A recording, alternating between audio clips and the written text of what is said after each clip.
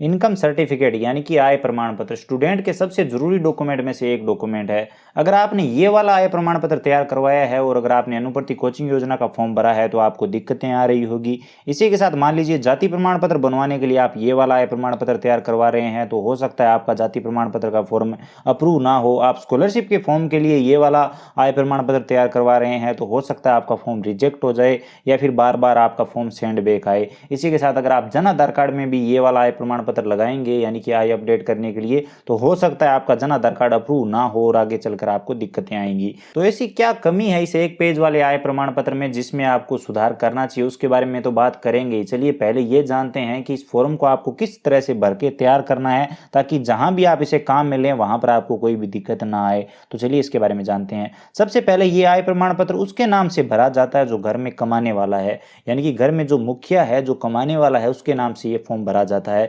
जो स्टूडेंट काम में ले रहा है उसके नाम से ये फॉर्म नहीं भरा जाएगा।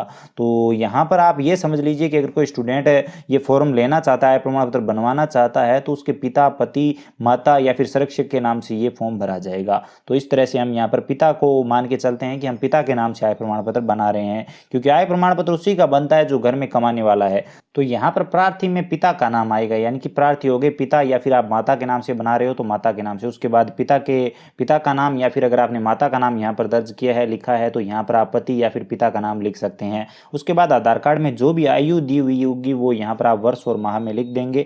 उसके बाद यहाँ पर निवास का पूर्ण पता आप लिख देंगे। उसके बाद यहाँ पर अगर पैन कार्ड है तो आप यहाँ पर दे सकते हैं पैन कार्ड नंबर, और यहाँ पर आधार नंबर आप लिख देंगे, जन आधार कार्ड नंबर यहाँ पर लिख देंगे। तो ये सभी डिटेल आप भर देंगे। उसके बाद अगर कृषि से आय है यानी कि खेती से आय है तो वो लिख देंगे, और यहाँ पर इनमें से जिस भी स्रोत से है आय वो यहाँ पर इनमें अलग अलग आप लिख सकते हैं। उसके बाद जो भी टोटल आय होगी, कुल आय होगी, वो यहाँ पर आप बता देंगे। तो ये आपका इतनी आय का आय प्रमाण पत्र बन जाएगा। अब यहाँ पर जो भी प्रार्थी है जिसके नाम से आप ये फॉर्म भर रहे हो उनके हस्ताक्षर आ जाएंगे, उनका नाम आ जाएगा, और यहाँ पर जो भी विद्यार्थी इस आय प्रमाण पत्र को काम में लेने वाला है उसका इस आय प्रमाण पत्र वाले व्यक्ति के साथ क्या संबंध है वो यहाँ पर आपको बताएंगे। अगर पिता के नाम से भर रहे हैं तो यहाँ पर पिता लिख देंगे, माता के नाम से भर रहे हैं तो यहाँ पर माता लिख देंगे, पति पत्नी के नाम से भर रहे हैं तो वो आप यहाँ पर लिख सकते हैं।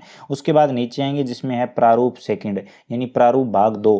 तो इसमें भी आपको उत्तरदायी व्यक्तियों के हस्ताक्षर करवाने होते हैं। यहाँ पर सबसे पहले प्रार्थी का नाम आ जाएगा जिसके नाम से हम भर रहे हैं फॉर्म, उसका नाम, उसके पिता का नाम, और यहाँ पर निवासी कहाँ के है वो यहाँ पर आ जाएगा। उसके बाद 2 उत्तरदायी व्यक्तियों के यहाँ पर हस्ताक्षर आएंगे। अब उत्तरदायी व्यक्ति कौन कौन हो सकता है उसके बारे में यहाँ पर बताया हुआ है। तो इनमें से किसी को भी आप उत्तरदायी व्यक्ति बना सकते हैं, यानी इनमें से किन्हीं 2 को आप उत्तरदायी व्यक्ति बना सकते हैं। अगर आप ग्रामीण क्षेत्र से हैं तो वार्ड पंच, सरपंच इत्यादि को उत्तरदायी व्यक्ति बना सकते हैं, और राजकीय अधिकारी को, किसी भी राजकीय अधिकारी को यहाँ पर उत्तरदायी व्यक्ति बनाया जा सकता है। उनके साइन और मोहर आ जाएगी। उसके बाद प्रारूप 3rd में आ जाएंगे जिसमें प्रार्थी का नाम, प्रार्थी के पिता का नाम आ जाएगा। उसके बाद वार्षिक आय आप अंकों में और शब्दों में लिख देंगे। अब यहाँ पर मैं आपको बता दूं कि ये एक शपथ पत्र है, तो यहाँ पर जो भी प्रार्थी है जिसके नाम से आप फॉर्म भर रहे हैं उनके हस्ताक्षर यहाँ पर आ जाएंगे। उसके बाद आता है प्रारूप भाग 4 जिसमें आपको प्रार्थी का नाम लिखना है, प्रार्थी के पिता का नाम लिखना है। उसके बाद उनकी आयु कितनी है वो आधार कार्ड में देख के लिख देंगे, निवासी कहाँ के हैं वो यहाँ पर आप बता देंगे। अब यहाँ पर प्रमाणीकरण अधिकारी के हस्ताक्षर आएंगे। तो कौन कौन ये अधिकारी हो सकता है, किन के हस्ताक्षर आप यहाँ पर करवा सकते हैं, इसके बारे में भी यहाँ पर बताया हुआ है।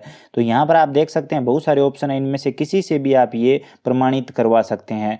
अब इसमें यहाँ पर एक राजपत्रित अधिकारी का भी ऑप्शन है। तो यहाँ पर जो भी उत्तरदायी व्यक्ति होता है राजपत्रित अधिकारी, उनमें से भी आप किसी एक से यहाँ पर ये प्रमाणित करवा सकते हैं। तो इससे आपको अलग से तीसरे अधिकारी के पास नहीं जाना पड़ेगा। बाकी ज़्यादातर लोग यहाँ पर नोटरी करवाते हैं। तो अगर आप यहाँ पर जो भी उत्तरदायी व्यक्ति राजपत्रित अधिकारी है, 1st ग्रेड है, उनसे आप ये हस्ताक्षर करवा लीजिए, उनसे आप ये प्रमाणित करवा लीजिए। उसके बाद आपको तीसरे अधिकारी के पास नहीं जाना होगा। लेकिन अगर आप ये नहीं करवाते हैं तो आप नोटरी के पास जा सकते हैं, नोटरी वकील से नोटरी करवा सकते हैं, लेकिन उससे आपके एक्स्ट्रा पैसे लगेंगे। तो ये आप बात ध्यान में रखें। अगर आप किसी उत्तरदायी व्यक्ति से ये प्रमाणित करवा लेते हैं जो 1st ग्रेड हो तो आपको कोई दिक्कत नहीं आएगी। अगर आप 2 अधिकारियों के पास जाएंगे तो आपका सारा काम हो जाएगा और ये आय प्रमाण पत्र आपका कंप्लीट हो जाएगा। उसके बाद आपको कहीं भी जाने की जरूरत नहीं होगी। अब इसमें यहाँ पर लिखा हुआ है 2021-22 और हर ई मित्र धारक आपको यही फॉर्म दे रहा है। आप कहीं से भी ले लें, ज़्यादातर ई मित्र धारकों के पास यही फॉर्म है। कारण एक ये हो सकता है क्योंकि इस बार स्कॉलरशिप के पोर्टल पर नया फॉर्म अपडेट नहीं हुआ है। तो अभी यहाँ पर देखिए ये 2022-23 लिखा हुआ है, तो करंट फॉर्म ये है। तो अगर आप ये फॉर्म तैयार करवाएंगे तो आपको कहीं भी दिक्कत नहीं आएगी। यहाँ पर 2022-23 लिखा हुआ होना चाहिए, ना कि 21-22 अगर आपके फॉर्म के ऊपर यहाँ पर 21-22 लिखा हुआ है तो इसका मतलब वो फॉर्म पिछले साल का है। यहाँ पर मैं आपको बता देना चाहता हूँ कि जो वित्त वर्ष होता है, वित्तीय वर्ष होता है, वो यहाँ पर 2021-22 है, वो अभी चला गया। आप यहाँ पर देख सकते हैं, जो कि वर्ष होता है 1 अप्रैल से प्रारंभ होता है ये वित्तीय वर्ष, और जो 31 मार्च है उसको समाप्त हो जाता है। तो 31 मार्च 2022 को ये वित्तीय वर्ष समाप्त हो चुका है और 1 अप्रैल से नया वित्तीय वर्ष शुरू हो चुका है, जो कि 1 अप्रैल 2022 से और 31 मार्च 2023 तक चलेगा। तो 31 मार्च तक 2023 तक है, तो इसका मतलब ये है कि 2022-23 अभी वित्तीय वर्ष चल रहा है, ना कि 21-22।